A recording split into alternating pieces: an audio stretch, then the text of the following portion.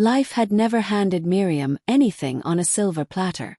Everything she owned, every plate, every cloth, every dream, had been earned through sweat and stubborn hope. Her world was a tiny one-room apartment in a crowded corner of Enugu, where the ceiling fan rattled like an old drum and the walls peeled from years of humidity.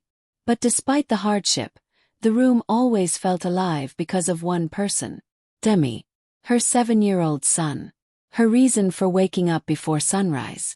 Her quiet miracle. Miriam remembered clearly the day she first realized she would be raising him alone. Cunnel, young, charming, talented and reckless, had stared at her as though the word pregnant was a language he had never heard before. "I'm not ready, Miriam," he had said, pacing their cramped rental. "You know my career hasn't even taken off yet. Child, now it's too much. I can't do this." She had cried, begged him to think it through, reminded him of the promises he once made. Promises spoken under moonlight and foolish youth. But Cunnel's mind had already left her long before his feet carried him out the door. He packed his guitar, his dreams, and whatever remained of her trust, then disappeared. From that moment, Miriam learned what loneliness truly felt like. Not the loneliness of silence, but the kind that sits heavy on the chest, whispering doubts in the night. How will you raise this child alone? What if you fail? What if he grows up to hate you? But when Dami arrived, tiny, warm and perfect, those fears faded like morning fog. She held him in her arms and felt strength she didn't know she had. Strength to fight. Strength to stay. Strength to love without limit. Raising him wasn't easy.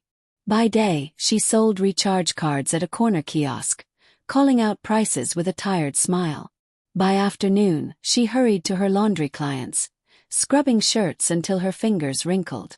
By evening, she helped a local mama put serve meals, often returning home smelling of pepper soup and sweat.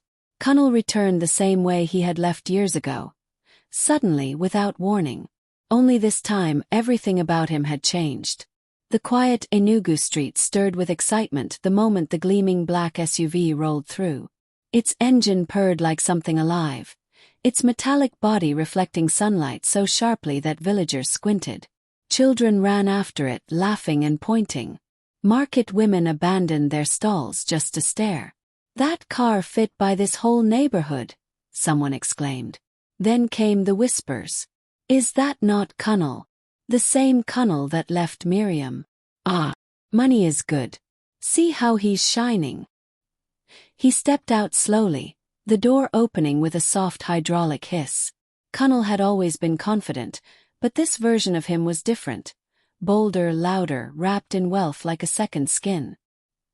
He wore designer sunglasses, a crisp white shirt, and a gold chain that glinted even in the shade.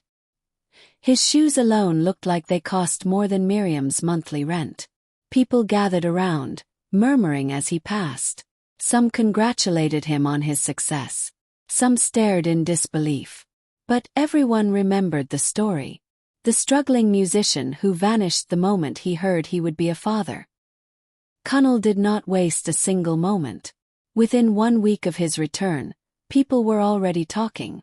Within 2 weeks, bloggers began digging into Miriam's life. And by the end of the month, Cunnel's story was everywhere. He didn't mention Miriam's name directly, but he hinted enough for people to guess. He posted a photo holding a teddy bear with the caption, "A father's love never dies. Ready to reconnect with my boy Redheart." The internet exploded. Comment sections filled with sympathy for him. "Ah, he wants to be a good father now. Every child deserves both parents. Why is the mother blocking him? So wicked." Some fans went as far as messaging Miriam. "Let the man see his child. You women are always wicked when the man becomes rich. Don't use that boy to punish him." Miriam felt the ground shifting beneath her feet. She was one woman, quiet, private, unknown. Cunnel was a rising star, adored, praised, protected by fame. He had the spotlight. She had the truth. But truth wasn't loud enough online. Even her neighbor, Mama Uche, confronted her one morning at the compound tap. "Miriam, don't let pride block your blessing," the older woman said, hands on her waist. You know how life is. If Dami's father is rich now, let him help the boy. Miriam rinsed her bucket slowly, her jaw tight. He wants custody, she said softly. Mama Uche blinked in shock. Ah. He said that. Yes. The older woman suddenly fell silent. Even gossip couldn't paint that as kindness. The pressure grows. As weeks passed, Cunnel became bolder. He granted interviews. He let journalists twist the story into something dramatic. They called him the prodigal father who came back home. They called Miriam the stubborn woman who refused forgiveness. Everywhere Miriam went, she felt eyes watching. The market, on the street, even in Dami's school. People whispered like she was the villain in a movie. A friend's advice. One evening, Miriam sat in her room, scrolling through the hurtful comments.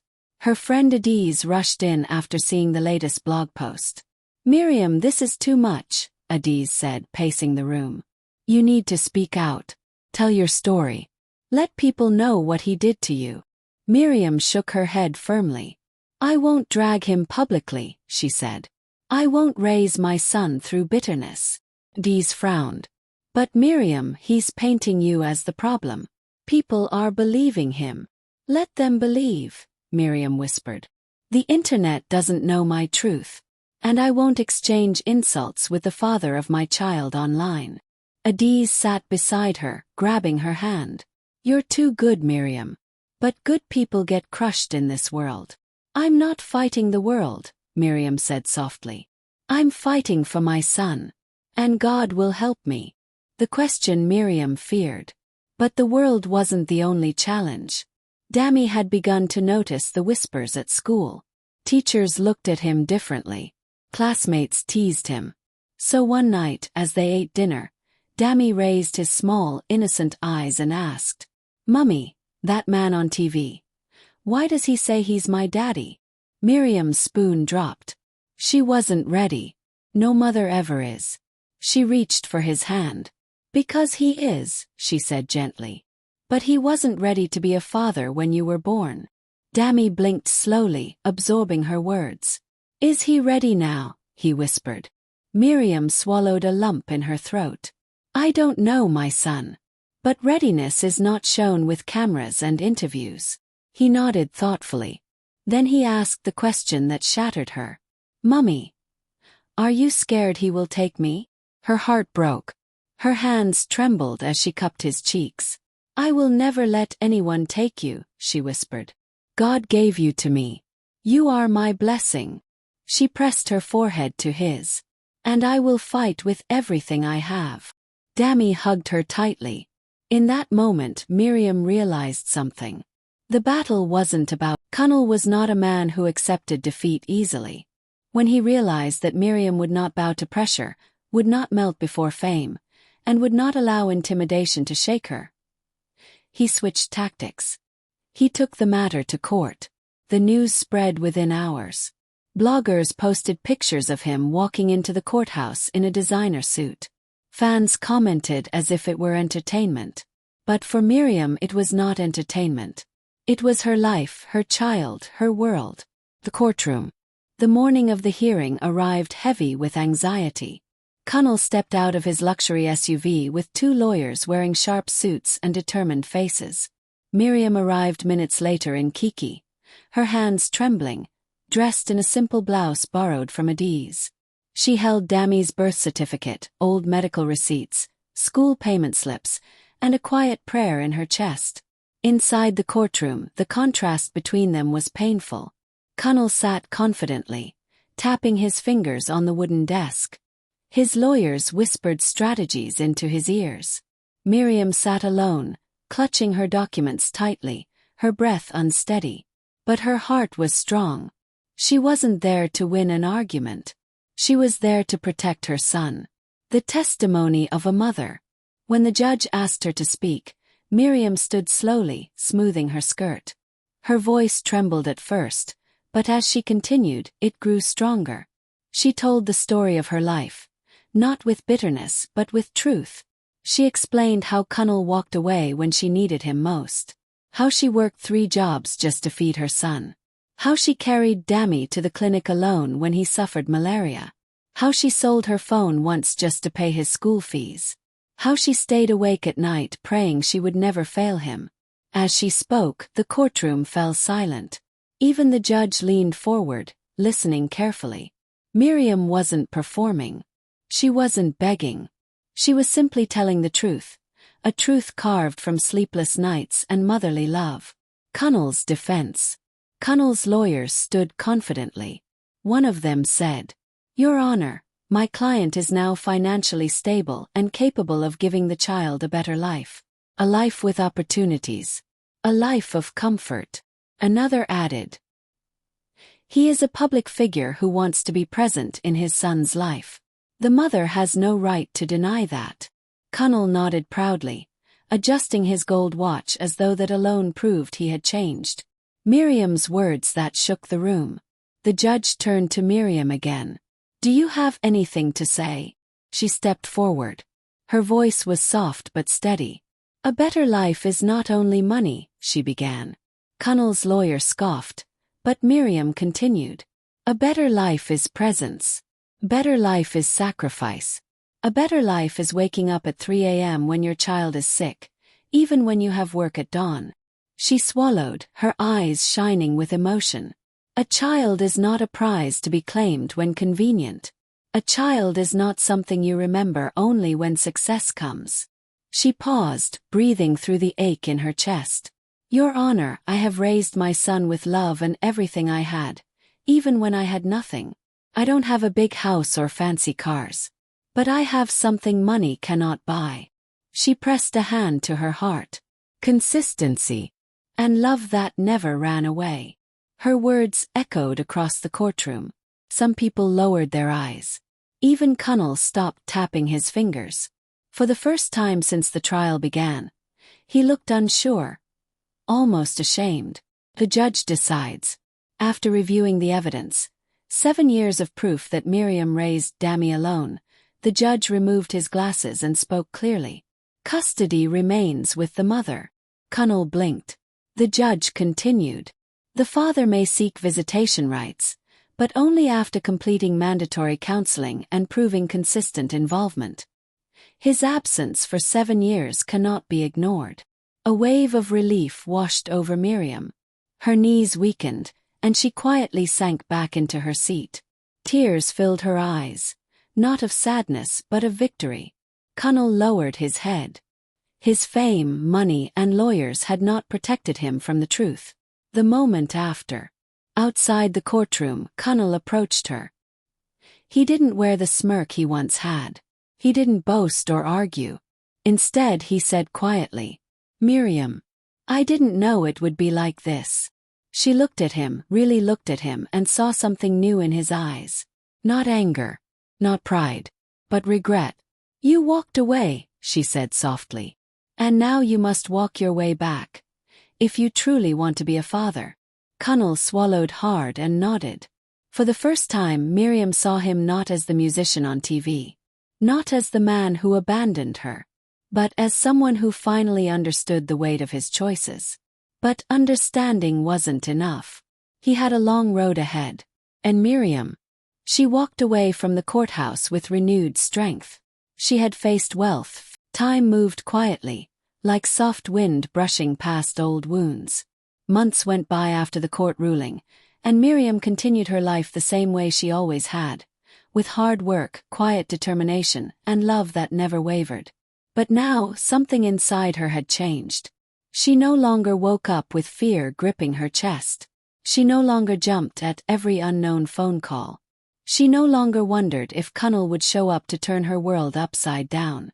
She finally understood the truth. He wanted the picture of a family, not the work it required. Cunnel's attempts. Cunnel did try to visit at first. He would call, promising to come on Saturday. Miriam would prepare Dami, who sat by the window waiting. But then Cunnel would cancel. Sometimes because he was traveling. Sometimes because of a show. Sometimes because he simply forgot. The consistency the judge demanded was the one thing he didn't know how to give. One day, after a missed visit, Miriam realized something. She wasn't angry anymore. She wasn't even disappointed. She was simply free. A mother's victory. One warm afternoon, she watched from a distance as Dami played football in the dusty school field. His laughter echoed across the compound. Loud, bright, full of life. He didn't look like a boy missing a father. He looked like a boy overflowing with love. Miriam placed a hand over her heart and whispered to herself, "I raised him alone, and I did well." It was the first time she truly, deeply believed it. The message. That evening after dinner, her phone buzzed. A message from Cunnel. She stared at it before opening it, expecting excuses, maybe another promise he wouldn't keep. But instead the message was simple. "I'm sorry, Miriam. I wasn't ready then, and I'm still learning what it means to be a father. Thank you for raising him with love." Miriam sat quietly, the room soft and peaceful around her. It wasn't an apology for the pain. It wasn't a plea. It wasn't a fight. It was acceptance. Small, overdue acknowledgement. She took a slow breath and typed, "Do better for him. That's all I ask." She didn't write more. She didn't need to. Some chapters close quietly. The life she built. She didn't need Cunnel's fame. She didn't need his wealth. She didn't need his presence to validate her years of sacrifice. Everything she had, she built with her own hands. The tiny but warm home she kept spotless. The meals she crafted with love. The smiles on her son's face. The peace she finally felt in her heart. Strength wasn't something she found suddenly. It was something she grew, day by day, night by night, the same way she raised her son. Hero and miracle. Later that night, as she tucked Dami into bed, he looked up at her with sleepy eyes. "Mummy," he whispered softly. "You're my hero." Miriam froze, emotion swelling in her chest. Her heart felt too big, too full, too overwhelmed. Tears gathered in her eyes, but they were not tears of pain, they were tears of pride. She kissed his forehead gently. "No," she whispered, hugging him close. "You are my miracle." And in that moment she knew. Her story was not a story of abandonment. It was a story of triumph. A story of a woman who stood alone and still won. A story of love that refused to break. A story of a mother who chose courage. Every single day.